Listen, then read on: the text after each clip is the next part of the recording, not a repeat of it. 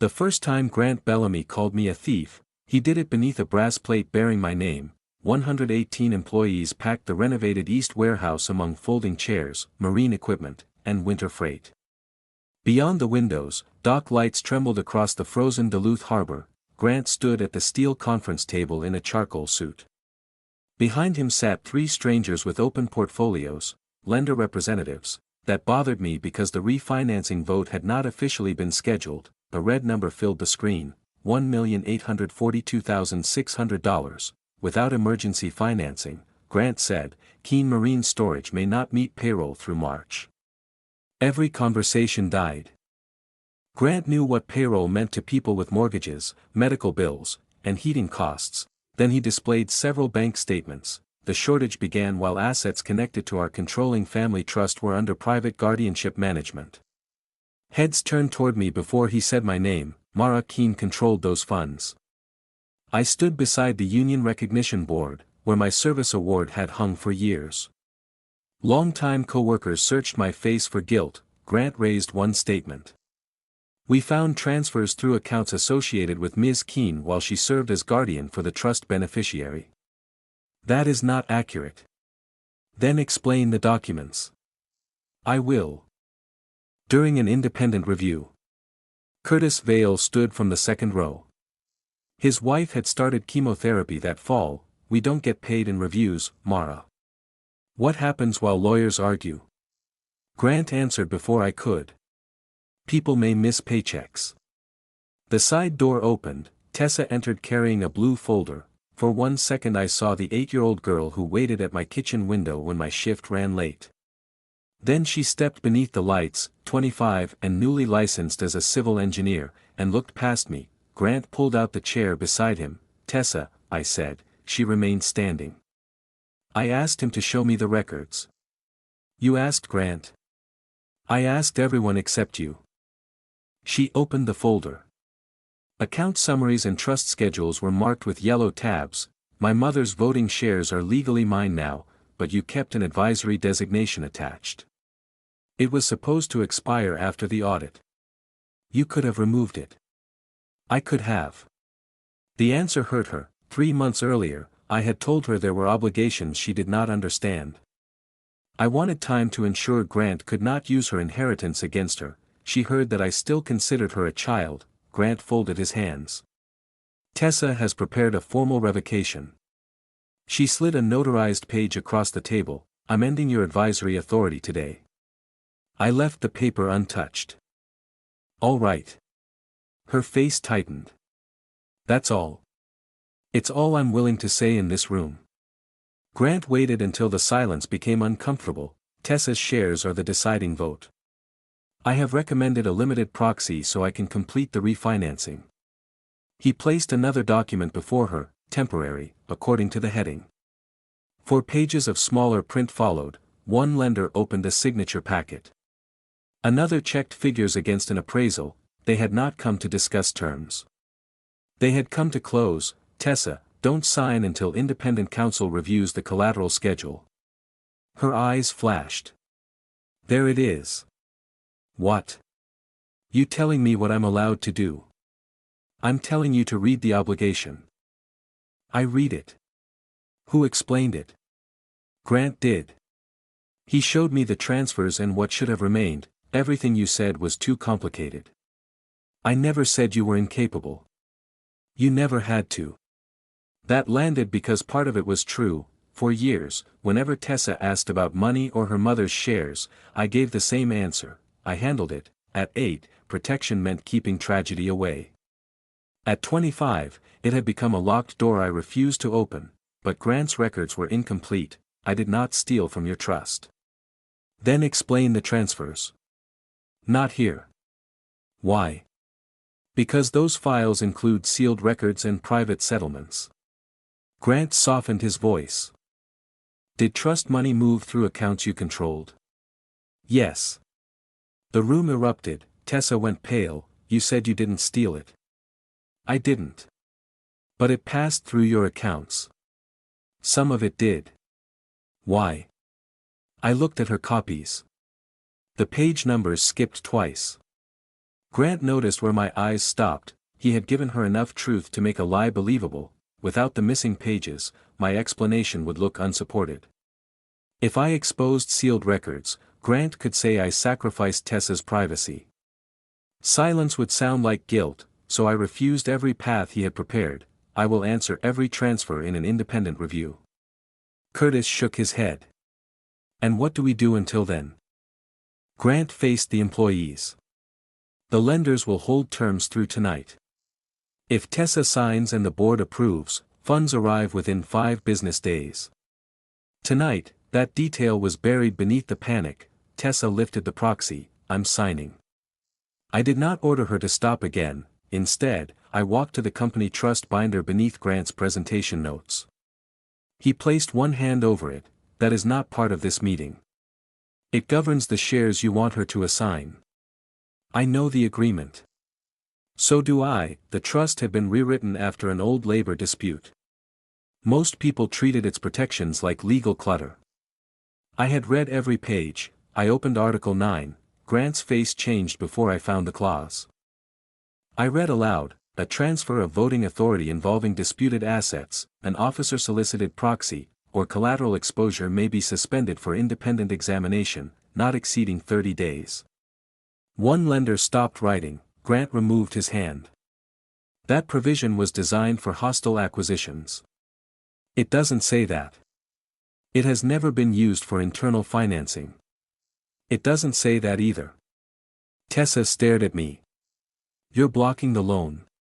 I'm suspending the vote for 30 days. You promised no one would miss payroll. I promised I wasn't asking them to. Grant stepped closer.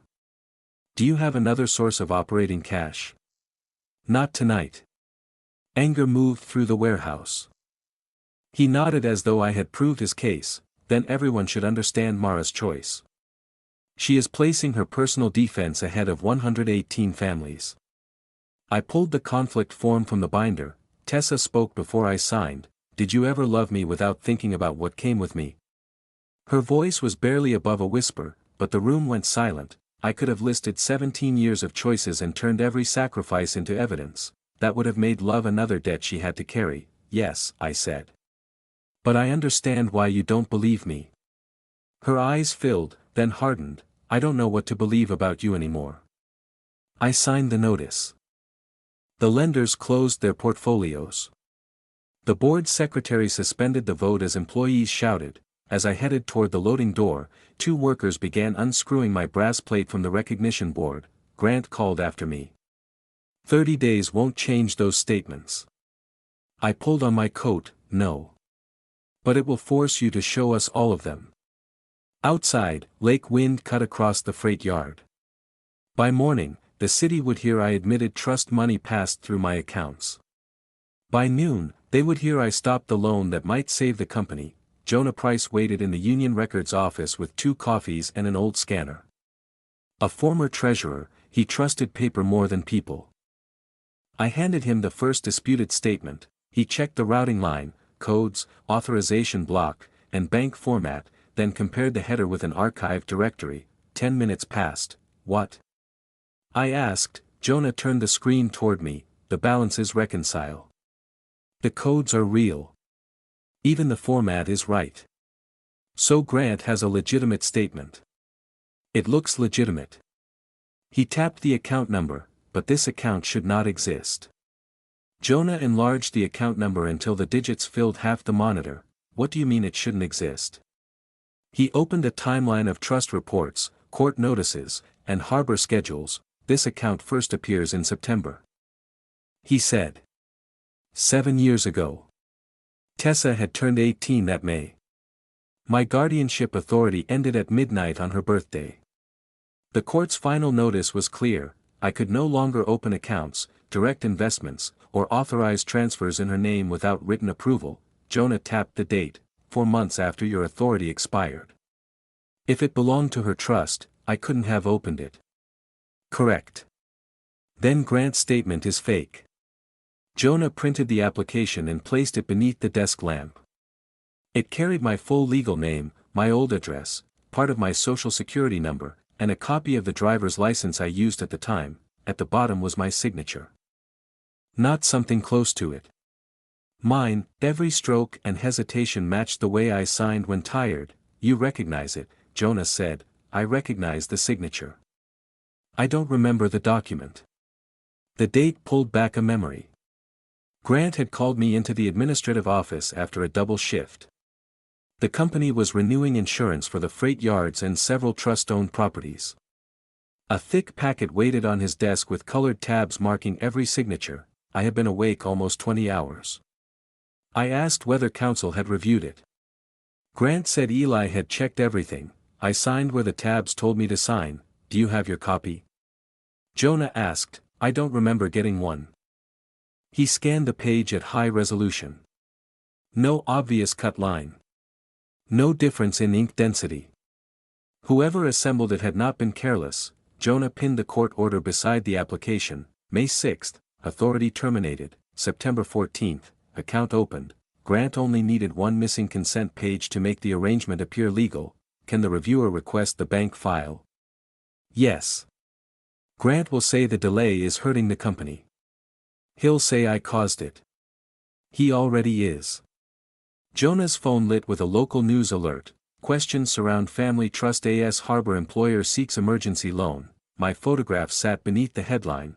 By morning, someone had taped Grant's red figure near the dispatch time clock.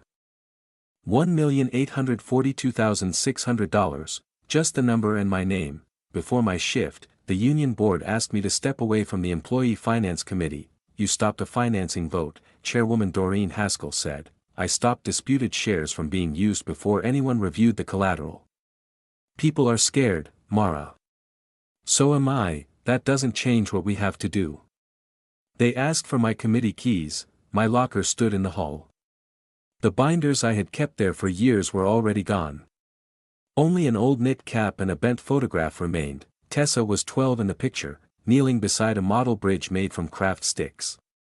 Its center span had collapsed before judging. She asked what we were supposed to do.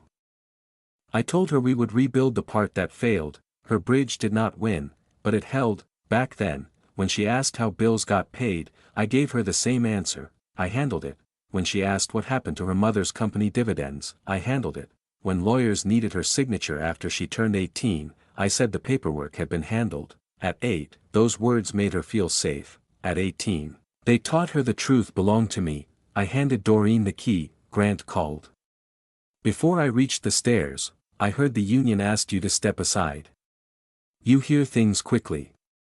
I'm trying to keep the company functioning. By spreading a private trust dispute through the harbor. The employees deserved an explanation. They deserved complete records. Then his voice softened into the patient tone he used whenever he wanted anger to sound unreasonable. Tessa is staying in the Bayview apartment. The company owned furnished waterfront units. She moved out. She said your house no longer feels neutral. You put her in company housing while asking her to sign company documents. I gave her space. Something you have never been comfortable doing. Is she there? She's working with me on the lender presentation. You mean you're teaching her which numbers to repeat? I'm showing her what you withheld. He ended the call. That evening, I drove past Bayview without stopping. Tessa sat inside a glass conference room while Grant pointed at debt schedules on a screen. She took notes. From the street, it looked like mentorship. I knew how badly she wanted to be treated as someone whose judgment mattered. Grant gave her a chair at the table, executive files, and the feeling that she was finally trusted. I had given her locked cabinets and 3 words. I handled it. My phone rang while I watched them. Lenora Shaw had retired from the county probate office, but she remembered every unusual trust that passed through her department. I need the original restrictions, I said. You have the certified copy. I need the working file. Amendments, clerk notes. Anything attached before recording.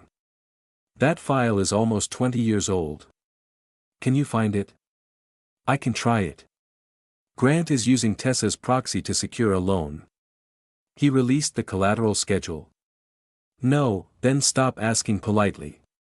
The next morning, Jonah drafted preservation notices for the company, insurer, lender, and bank. Every email, identification scan, ledger, proxy instruction, valuation request, and document revision had to be retained. I signed each notice, Grant replied, accusing me of interfering with ordinary business and warning that any loss caused by the suspension would be documented. I forwarded it to the reviewer. Please preserve this communication with the others. That afternoon, Tessa came to the dispatch office wearing the gray coat I bought her after she passed her engineering exam. I heard you sent legal notices, she said, preservation notices. Grant says you're threatening the company. They prevent records from disappearing. You think he'll destroy evidence? I think no one should control disputed records, including me. She placed both hands on the counter, then tell me what the transfers were. I need the complete files first. You always need more time. Tessa, don't use that voice and make me feel 12 again. I'm not trying to. You are. Every time you decide what I can handle, you decide for me. The dispatch radio cracked behind us. A tug captain requested clearance. I gave him the berth assignment and returned the handset. Tessa watched me. You can direct an entire harbor without hesitating, but when I ask about my own life, you hide behind procedure. I'm trying not to accuse anyone before I can prove it. You had 17 years to tell me the truth. I thought I was protecting you. Silence is still control when only one person gets to choose it. She left before I found an answer. Outside, lake ice ground against the pilings, heavy sheets pressing until something had to crack or move. For 6 days, Jonah rebuilt the account history one date at a time. We covered an office wall with bank codes, court notices, insurance schedules, and shipping calendars. The money on Grant's statement moved through real institutions. The totals matched archived trust reports. Nothing looked invented. That was what made it dangerous. The documents were built from real numbers placed inside a false story. On the 7th night, Lenora called. I found the working file. I drove to her house through blowing snow. She met me carrying a flat archival box. Inside were yellowed drafts of the trust agreement, clerk correspondence, and notes from the probate negotiations. Lenora turned to a paragraph added in blue ink, initialed by the original judge. Then shortened in the recorded copy, Tessa's shares cannot be pledged to secure company debt unless there is an independent valuation. Grant has an appraisal. That isn't all. She pointed to the final sentence. The valuation had to confirm that no officer soliciting the beneficiary's vote held a direct or indirect financial conflict. Lenora closed the file. If Grant asked for her proxy, he has to disclose every interest connected to that appraisal. I read the handwritten restriction again. For the first time since Grant put my name on that warehouse screen, I saw a door he had not expected anyone to find. The next morning, the independent reviewer confirmed the one thing I had hoped Grant was exaggerating. The company was running out of funds. Keene Marine Storage had enough available money for one whole payroll, insurance, fuel, and part of the heating bill. After that, everything depended on winter receivables arriving on time. Jonah read the report twice. Grant didn't invent the shortage. No. He only decided who should be blamed. By noon, Grant had scheduled an employee briefing and warned that delays could force layoffs. He did not mention the disputed account chronology or Lenora's handwritten restriction. He mentioned 60 jobs. That was enough. Grant stood beneath a company banner and explained fuel costs, lost contracts, and repairs the warehouses could no longer postpone. If the refinancing closes this month, he said, we protect every current position. If it does not, the board may have no responsible alternative but to reduce payroll. The recording reached every phone in the harbor before the meeting ended. My name filled the comments. One man wrote that I should sell my house before asking dock families to sacrifice theirs. The company really was in trouble. Grant's trap worked because he built it around a crisis that already existed. By late afternoon, Tessa informed the reviewer that she intended to confirm her proxy voluntarily. She copied me on the email. I understand that Grant Bellamy will exercise my voting rights solely to obtain emergency financing and preserve company operations. Solely, that word sent me back to the draft loan documents released under the conflict review. Most of the packet was ordinary: mortgages, equipment liens, receivables, insurance assignments. Then I reached Schedule H, beneath a heading called Beneficiary Support. If the company missed 2 consecutive payments, the lender could trigger a transfer option over the trust's voting shares. The option would be administered through an entity designated by management. The designated entity was Northline Stewardship Partners. Grant was its managing director. I carried the page to Jonah. He gets the shares if we default. Not ownership immediately, Jonah said. Practical voting control pending cure or sale. How long is the cure period? 45 days.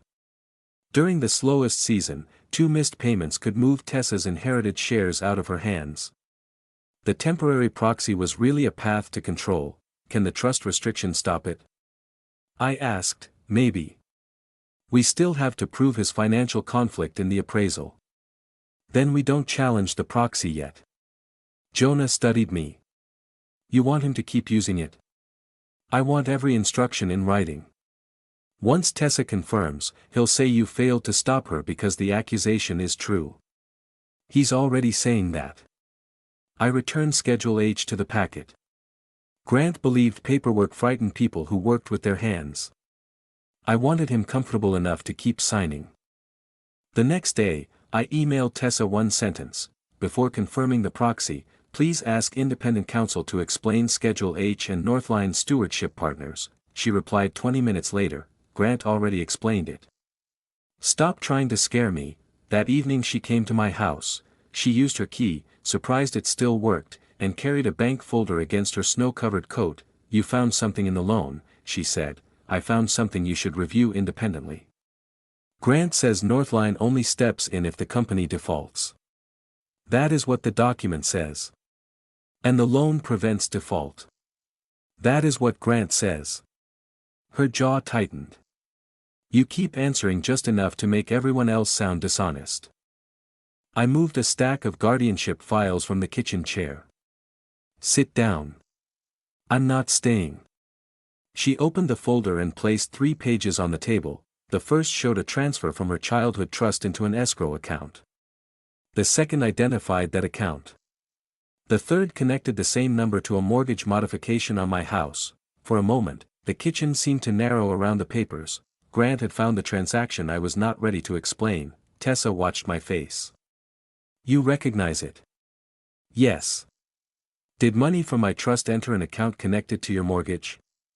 The dates were real. Pages were missing, but the transfer itself had happened, yes. Her breath left slowly. How much? $146,000 moved through the escrow account. You told everyone you never stole from me. I didn't. You used my money on your house. No, it is right there. It passed through an escrow structure connected to my property. That is not the same thing. Then tell me what it is. I remembered a deadline, a court authorization, and a problem with the house she remembered as safe. But the county archive had not produced the full escrow file. One wrong date would poison every truth that followed. I need the original closing records. Tessa stared at me. You admit my money went into an account tied to your mortgage, and you still want more time? I want the complete truth. No. You want control of the truth. That isn't what I'm doing. It is what you have always done. She pushed the papers toward me. When I was a kid, I thought you knew every answer. Then I got older and realized you never let me hear the questions. Did you repay it? She asked. I remembered a pension withdrawal and a settlement ledger missing from Grant's packet, but I would not guess. I need the full file. Her eyes filled without softening. That is an answer. No, it isn't. It is the only one you ever give. She left the folder and walked out. I did not follow her. An incomplete explanation would become another confession. Demanding that she revoke the proxy would prove I could not tolerate her decisions. So I let her believe she had defeated me. The following week, Grant took her to a Lake Superior Business Council luncheon streamed from a hotel ballroom. Tessa was introduced as the next Keene generation, committed to saving a historic employer. I sat in my truck across the street with the heater running and watched on my phone. Grant described the company as a community institution trapped between old obligations and new realities. He praised Tessa's courage for confronting difficult family questions, then he invited her to the microphone. She looked nervous, but the words were hers. For most of my life, she said, I accepted that financial decisions were made for me because I was too young to understand them. I am not too young now. Applause moved through the room. I support the refinancing. I gave Mr. Bellamy my proxy voluntarily, and I intend to recover any trust assets used without my informed consent. She did not say my name. She did not need to. The reporter asked whether she believed her former guardian had misused funds. Tessa paused. I believe the records deserve an honest explanation. So far, I have not received one. The camera found Grant behind her, lowering his eyes as if restraint deserved applause. I turned off the stream. Snow covered the windshield until the hotel vanished. I considered driving home and letting the company, the trust, and Grant consume one another without me. Then my dispatch phone buzzed, a message from Curtis Vale. My wife starts another treatment Monday. Please don't let them close this place, Curtis had accused me in the warehouse. Fear had spoken then and was speaking now. Destroying Grant along with 118 paychecks would not be justice. It would make his victims mine. I started the truck. At Jonah's office, the escrow number was already written across the whiteboard. I traced it through the county index, he said. The current digital record is incomplete. The older documents were stored under a property acquisition file, not your mortgage file. Can we get it? I submitted the request. It may take days. He handed me the loan appraisal. I found something else. The report valued the warehouses high enough to support the loan despite repairs everyone knew were overdue. The ordering party was Controller Eli Bellamy, Grant's son. I said, keep reading.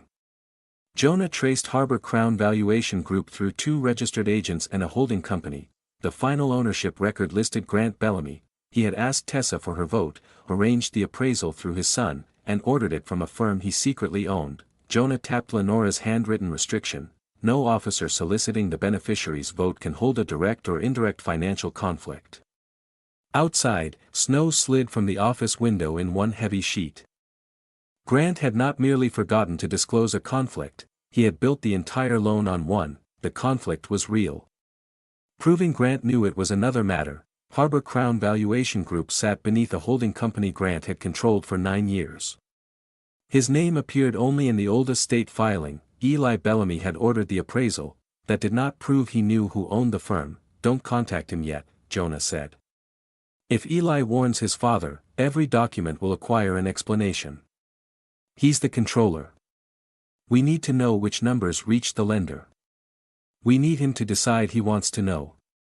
Eli found me outside the North Freight shed the next afternoon. At 32. He dressed like Grant but still checked invoices himself. He held the ownership record. Did you send this to the reviewer? No, my father says Harbor Crown is a passive investment. He says the appraisal was assigned through normal rotation. Do you believe him? I believe you're trying to stop the financing. That wasn't my question. His jaw tightened. Grant had admitted the holding company but called it an old structure created when local firms refused marine property work. He said the fees stayed in company reserves, then reminded Eli that the Keene family collected dividends while the Bellamys kept the warehouses alive. One day this company will be yours, Grant told him. I'm making sure something remains when that day comes. Eli wanted to believe him. Expectation can sound like love when it comes from a parent. What do you want from me? He asked. Nothing that belongs to your father. That sounds rehearsed. It is. I handed him one page from the lender packet. Check whether the financial statement delivered to the lender is the same one given to the board. You think we sent 2 versions? I think you should be able to prove you didn't. If I give you internal records, I could lose my job. I'm not asking for records. Compare them. Then decide what kind of controller you are. He folded the page into his coat and left without agreeing. That evening, Tessa joined Grant and Eli to revise the lender presentation. She called me after 10. Grant says the trust shares are underperforming assets. Is that how you treated them? No, he says keeping them outside the loan makes them dead weight. They are your mother's ownership interest, not equipment. What happens if Northline takes control? Grant gets authority during default. He says only until the company stabilizes. The document gives him 45 days to cure 2 missed payments. After that, Northline can direct a sale. He says you're describing the worst possible outcome. He drafted the outcome. Tessa went quiet. You still haven't explained the escrow. I know. Then don't expect me to trust your interpretation of his motives. She ended the call. Still, she had noticed the way Grant spoke about her inheritance, not as something entrusted to her, but as leverage waiting for a more capable person. It was not enough to bring her back to me, it was enough to make her ask what control meant. 2 nights later, Eli entered Jonah's office at 2:07 in the morning with his company laptop under one arm. I compared the board package with the lender upload, he said. Jonah locked the door. Are they identical? I asked. No, the board statement showed manageable debt, strong inventory, and adequate repair reserves. Jonah aligned it with the lender version. Several inventory categories were counted twice. The roof and heating reserve held less than 1/6 of the amount shown to the board. 3 years of losses from Grant's failed Green Bay expansion had been moved into prepaid development costs, making old losses look like future assets. How large is the difference? I asked. Between 3.8 and 4.4 million. Who maintains the second file? I do. Eli said Grant created an internal management ledger after the Green Bay operation lost 2 contracts. At first, it tracked costs until year-end. Then Grant instructed him to defer maintenance invoices, extend inventory life, and move expansion losses into development accounts. Every change came with a promise that the next quarter would fix the last one. Did you know the board statement was false? Jonah asked. I knew it was optimistic. That isn't an accounting category. Eli looked at me. My father said full disclosure would cause panic and destroy the company before we could repair it. And you believed him. I wanted to. He sounded like a son waiting to inherit approval. Tessa had believed my silence meant protection. Eli had believed Grant's control meant leadership until the numbers exposed the cost. What are you asking me to do? He said, find out whether the lender knows about the second ledger. If I ask, they'll alert my father. Then check the upload history and certification drafts. Don't send us anything you aren't authorized to access. I was leaving Eli's room to retreat. A frightened witness forced into heroism becomes unreliable. If I find what you think I'll find, this could destroy him. It could also stop him from placing Tessa's shares behind debt he knows the company cannot carry. He built this place. So did the people working outside. Eli left before dawn. The blizzard arrived the next evening. Wind shook the warehouse doors while snow buried the loading lanes. At 11:40, part of the warehouse 3 roof failed. A metal groan crossed the rafters. Then insulation, ice, and panels dropped onto stored marine engines. Emergency lights turned the blowing snow orange. Doreen called every dispatcher and yard worker nearby. I arrived before the fire department and found Curtis pulling tarps over equipment. Get away from that span. It's customer property. It won't matter if you're under it. We moved engines while snow swept through the opening. Men who had removed my name from the recognition board worked beside me without apology. Tessa arrived in a hard hat with Eli and Grant. She inspected the columns and ordered everyone beyond a cracked support bay. Her engineering training gave her a steadier voice than I had heard at the luncheon. Grant looked at the damage and asked who had delayed the roof repairs. Doreen answered. The capital request was deferred twice. Grant faced the camera while water ran down the wall behind him. This is what happens when critical financing is obstructed, he said. He spoke about safety, jobs, and one person blocking the company. He did not say my name. He no longer had to.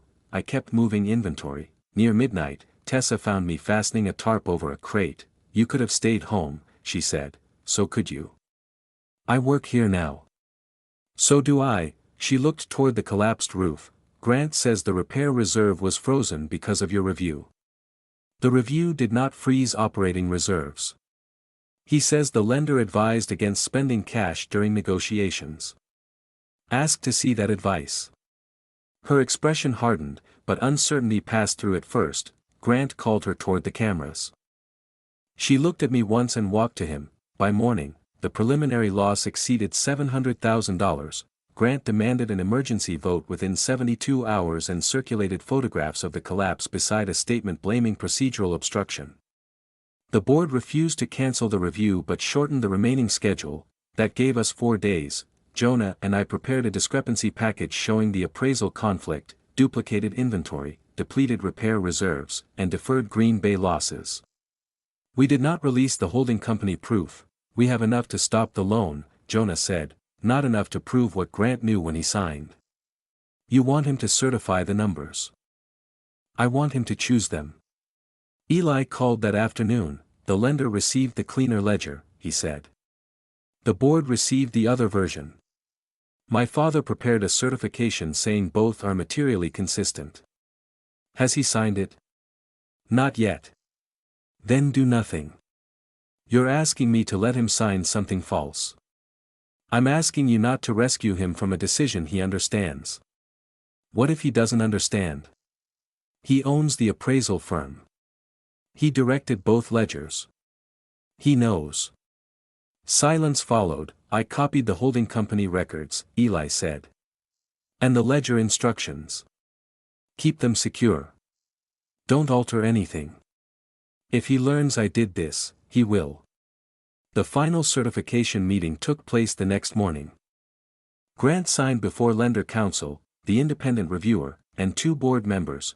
No undisclosed ownership interest, no material difference between statements, no officer conflict affecting the appraisal. His signature settled beneath each declaration. Eli stood behind him holding a tablet, his face unreadable. Grant handed the packet to counsel and smiled. He believed he had rescued the loan.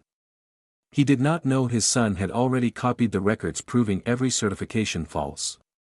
Grant signed the certification at 9:15. At 9:42, the county records office called Jonah. The property acquisition file had been found in an off-site archive. I should have felt relieved. Instead, I stared at the phone as though the truth might worsen once it had all its pages. Jonah drove us to the county building through streets narrowed by snowbanks. A clerk brought out a gray carton marked with the address of the house where Tessa had grown up. Inside were environmental reports, court petitions, escrow instructions, and a judge's emergency authorization. The first inspection found water damage behind the basement walls. The second found industrial solvent residue beneath the foundation from an old machine shop. By the time the county issued the condemnation notice, Tessa was 13, she had already lost her mother. That house was the first place where she had begun sleeping through the night again. Her therapist warned that another sudden move could trigger her panic attacks. None of that changed the deadline. We had 31 days to leave. Tessa's trust held enough cash to purchase a safer home, but the court could not release the full amount until an independent guardian approved the transaction. The hearing was scheduled 6 weeks after the condemnation deadline. I asked the seller for more time. He refused, so I offered my own house as temporary collateral. Jonah placed the escrow instructions beside Grant's 3-page packet. The same account number appeared in both. The difference was what came next. Grant's copy ended after the trust money entered an escrow account connected to my mortgage.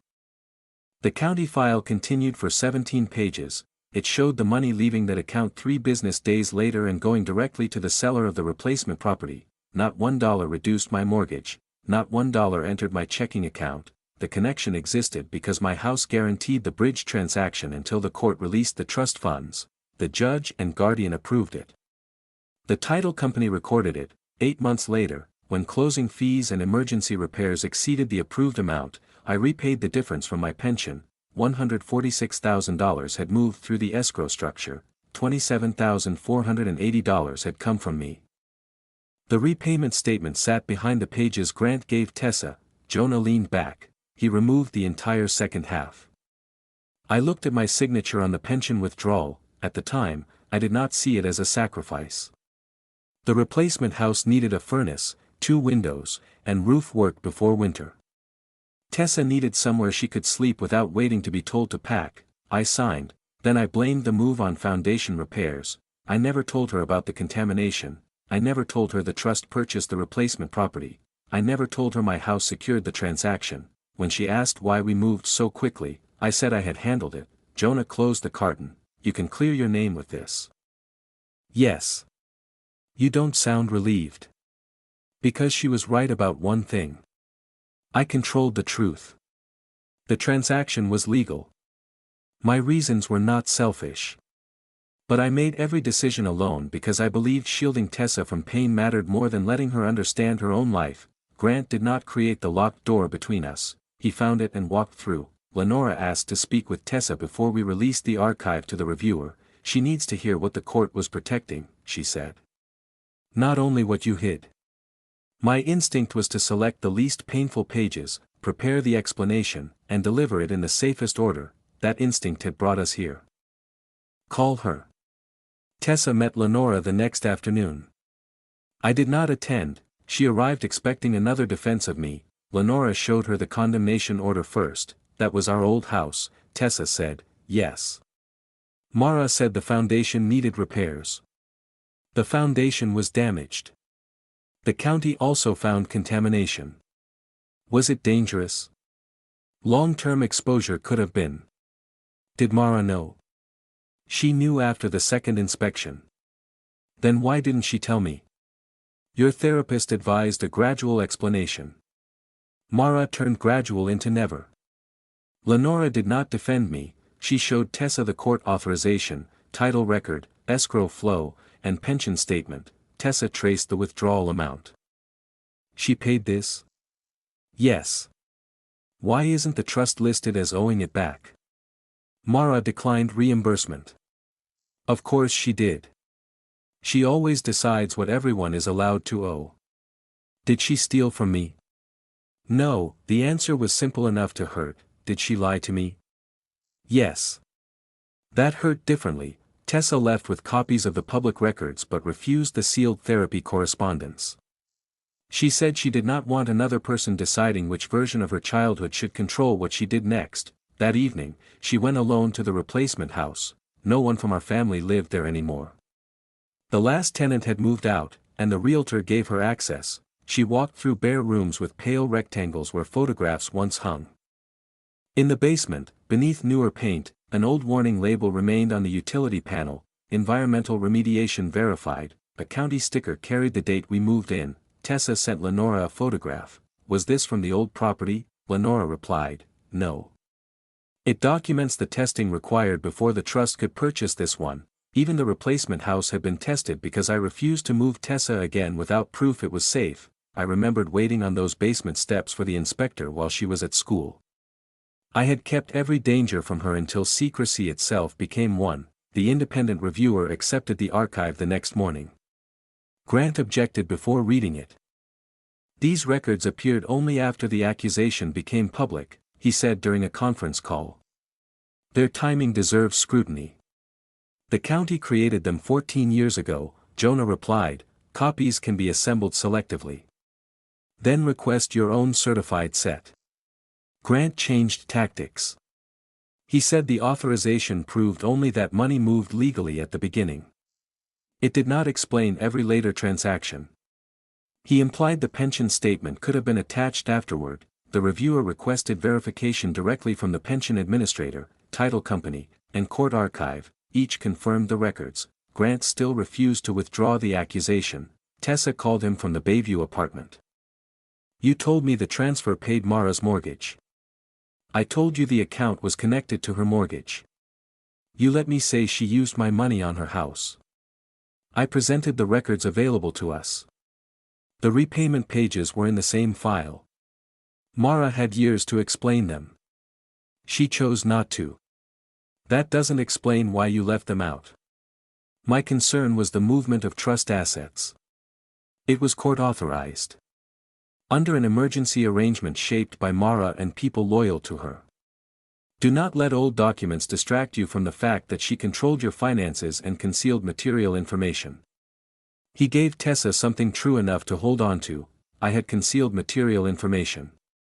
He only needed her to confuse my failure with his. That afternoon, I placed the complete archive in a waterproof case. It included the condemnation order, environmental reports, court authorization, escrow ledger, title documents, repayment confirmation, and every page Grant omitted. I drove to Bayview after dark. Through the lobby windows, I could see Tessa's light above the harbor. I did not call. I left the case outside her door with a note. These are the complete records. I did not steal from you. I did hide the truth from you, and that was wrong. The proxy and the company are your decisions. I will not make them for you. I walked away before she opened the door. I had imagined clearing my name would bring relief. Instead, it removed the lie that had protected me from facing my own mistake. I did not owe Tessa proof that I had loved her. I owed her the dignity of knowing what had happened to her. The next morning, Grant issued a statement saying the newly produced documents did not change the need for immediate financing. He warned that opponents of the loan were using an old family emergency to distract from current insolvency. He scheduled a final lender presentation. Tessa did not revoke the proxy. She did not return home. She did not call me. For 2 days, the archive remained in her apartment while she continued working beside Grant. Late on the second night, she opened the digital packet he had originally given her and compared it with the certified county file. Grant's packet jumped from page 19 to page 37. Tessa checked the file properties. The PDF had been created from a larger document at 11:48 p.m. on the night before Grant first accused me in the warehouse. 17 pages had been removed during export. The deletion record listed the user who created the shortened file, Grant Bellamy. Grant Bellamy.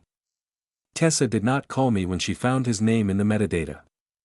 She called the independent reviewer. By 8 the next morning, the final lender presentation was back in the East Warehouse. Snow struck the windows while employees crowded behind glass, waiting to learn whether the company would survive. I entered with Jonah and Lenora. My place card said interested beneficiary representative. I held no vote. He opened with photographs of the collapsed roof and described a company cornered by delayed financing. The company has disclosed every material debt, ownership interest, and conflict connected to this transaction, he said. Lender counsel touched the certification. You reaffirm that today? I do.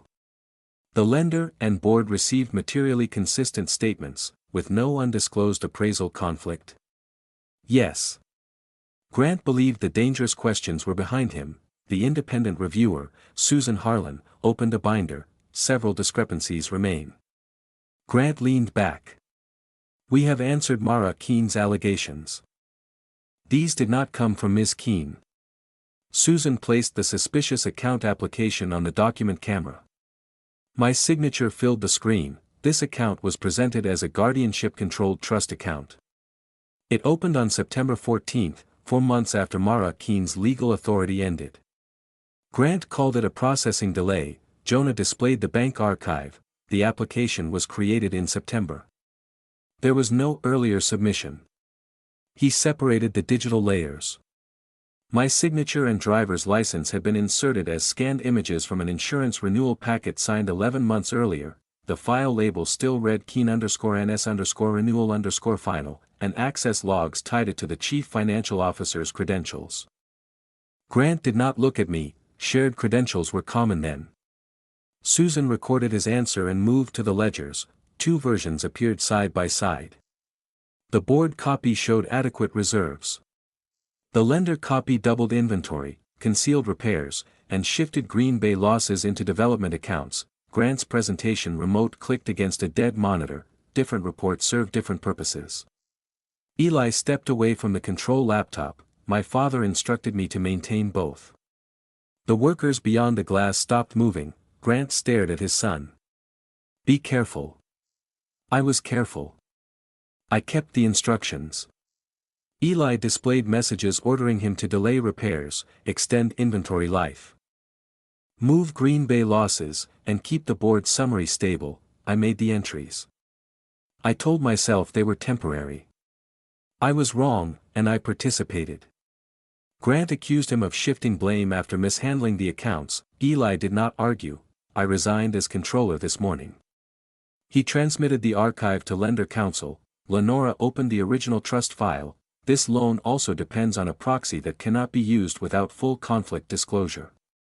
She read the handwritten restriction requiring an independent valuation and disclosure of any financial interest held by an officer soliciting Tessa's vote. Jonah placed Harbor Crown's ownership filings beside Grant's certification.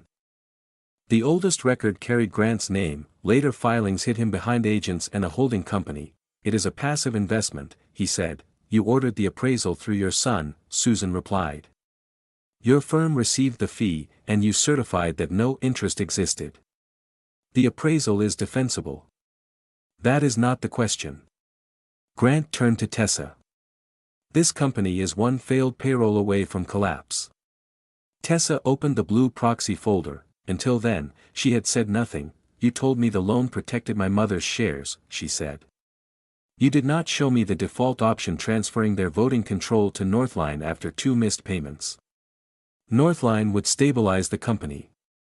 You control Northline. As a fiduciary vehicle. You also removed 17 pages from the trust file before giving it to me. She displayed the export history, the missing pages, creation time, and Grant's credentials. Those pages proved Mara's house secured a bridge purchase, the trust money went to the replacement property, and she repaid the extra costs. Grant kept his eyes on her. Mara concealed that transaction for years. Yes, she did. The answer surprised him. She controlled information about my life and called it protection. I am not excusing that. Tessa faced lender counsel, but her secrecy did not authorize Grant to alter a file, misrepresent an escrow transaction, or obtain my vote through incomplete disclosure. She lifted the proxy. I revoke it now. Grant reached toward the folder. Tessa pulled it back. Without her proxy, the collateral package failed. Lender counsel closed the binder. We are suspending consideration pending verification of the appraisal, statements, and document history. Grant stood. You suspend this loan, you trigger default. Payroll fails, customers leave, and families lose their jobs. Then he pointed at me. This is what she wanted. She would rather destroy the company than admit she lost control of her niece. I slid one document across the table. It was a proposed temporary operating facility from a regional credit union. Jonah explained that the employee trustees and 2 board members had negotiated 90 days of payroll, heat, insurance, and roof stabilization. It required accurate disclosure, independent restructuring, and suspension of involved officers. Grant read the first page. You negotiated behind the board's back. The employee trustees had authority to seek emergency credit, I said. The finance committee approved it. You told everyone there was no alternative. There was no final alternative at the first meeting. We earned one by proving the company could survive if the numbers became honest. This facility only delays failure. It preserves the workforce while the company restructures. You are handing control to outsiders. No. I am stopping you from taking control through a default you helped create. Grant looked at the board chair. If you remove me, every lender and customer will assume the worst. The chair answered quietly. The worst is already in the documents you signed.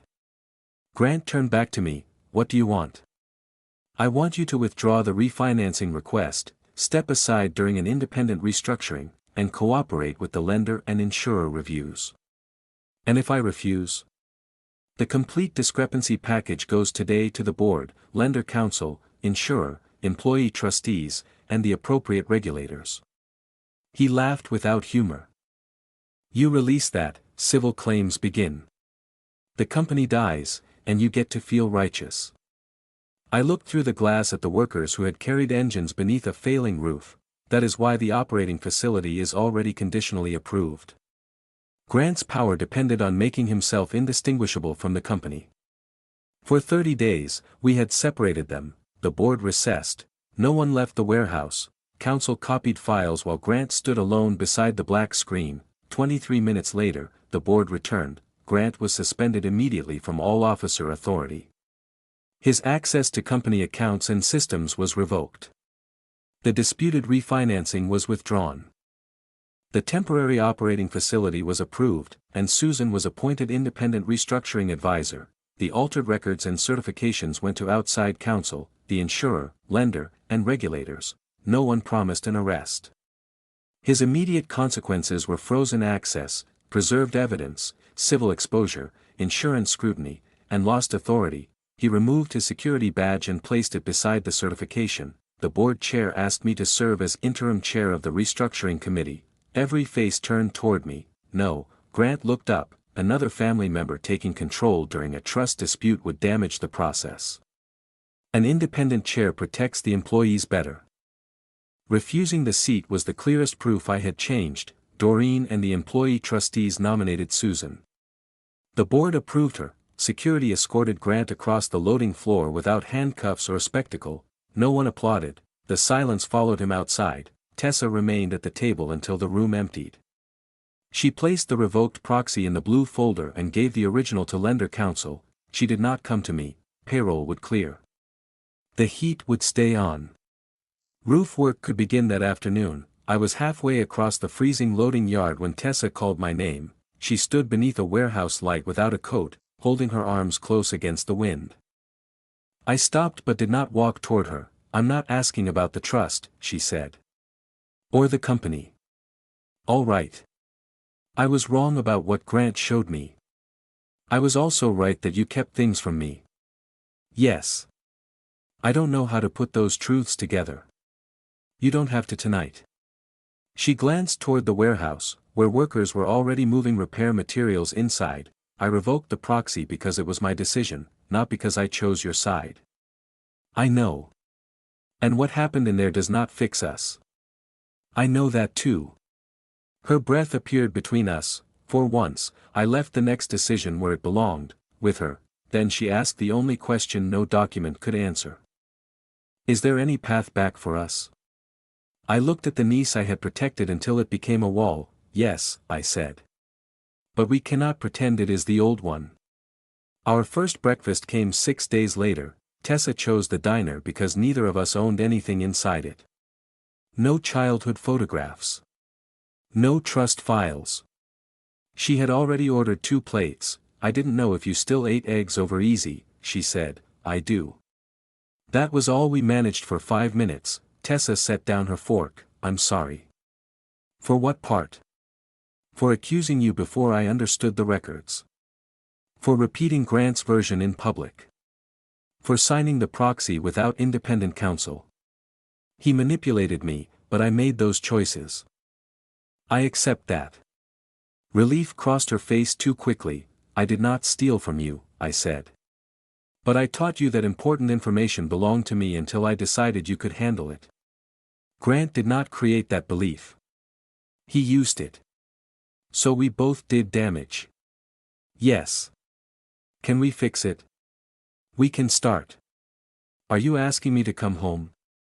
No, the answer hurt her, and I let it remain true. You need a place that is yours. Not mine and not Grant's. What does starting look like? 1 breakfast a week. Public place. No trust discussion unless we both agree. No surprise documents. No sending Lenora or Jonah between us. And if I make another mistake?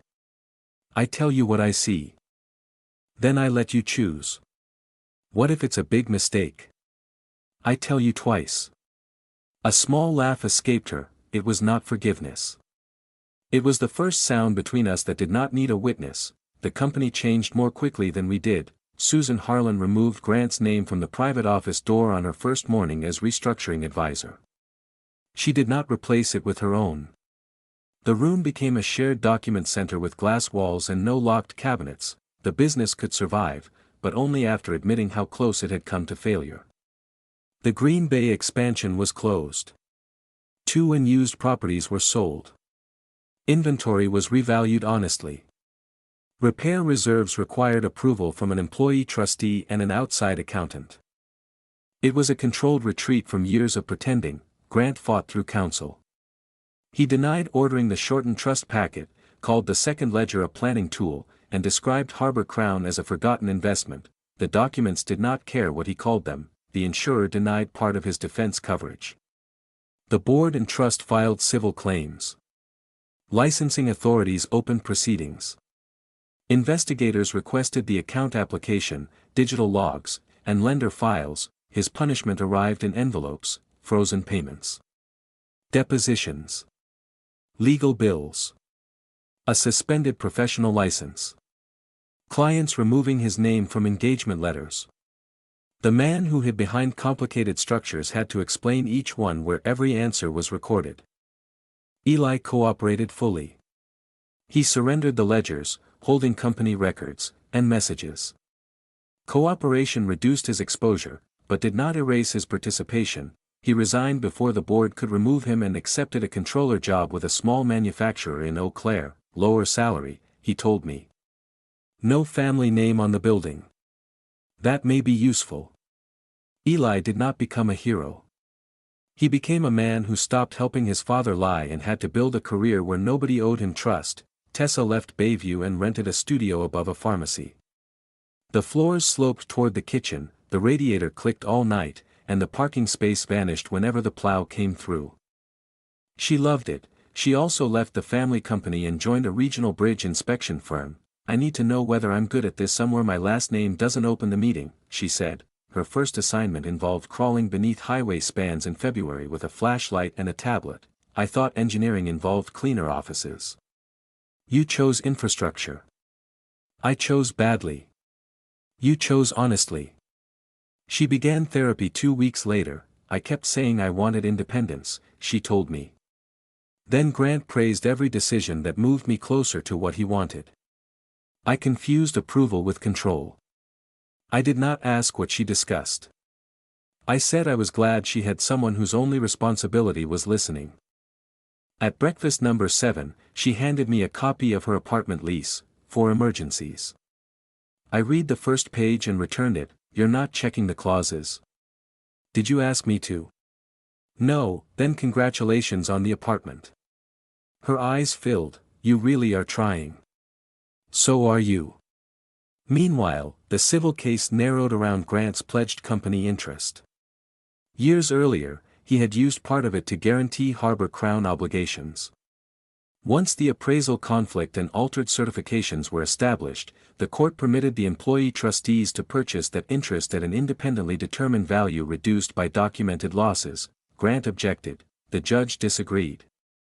The sale removed his final route back into company control. When settlement discussions began, my name appeared beside a payment for reputational and financial harm. Jonah expected me to keep it. You are allowed to be compensated. I know. I accepted repayment for direct losses. The rest went into a restricted maintenance reserve. Every withdrawal required an inspection report, employee trustee approval, and quarterly disclosure. I named no part of it after myself. The first payment repaired the remaining roof spans and replaced corroded heating lines in Warehouse 2. By spring, the board issued a public findings report. It cleared me of misuse, confirmed the authorized escrow transaction and pension repayment, and identified the shortened file and impossible account chronology. Doreen offered to restore my name to the recognition board, not the old plate. Why not? Because the person named on it thought protecting people meant deciding what they were allowed to know. What should the new one say? Nothing yet. My name had been cleared. I did not need the building to pretend I had never been wrong. Tessa retained every share inherited from her mother but placed voting administration with an independent fiduciary under instructions she approved herself. She sent me the agreement before signing. This time, she asked. We reviewed it at the diner with her attorney. I raised 2 questions about fees. Tessa accepted one change and rejected the other. I did not argue. You hate the second clause, she said. I dislike it. And you're letting me sign it. They are your shares. She smiled. That sentence used to scare you. It still does. Our breakfasts continued through summer. Then she missed 2. The first time, work sent her north. The second time, she said she needed space. The part of me shaped by foster homes and closed doors wanted to drive to her apartment and repair the distance before it became abandonment. I replied, I understand. Call when you're ready. 9 days later, she came to my porch. I thought you would show up. I almost did. Why didn't you? You asked for space. I was afraid the breakfasts were a test. That if I stopped coming, you would decide I failed again. They are not a test. Does this boundary mean I'm not family anymore? No, then what does it mean? It means I can forgive you today and still require tomorrow to be honest. Trust has to be rebuilt through repeated choices. She nodded. I can work with that.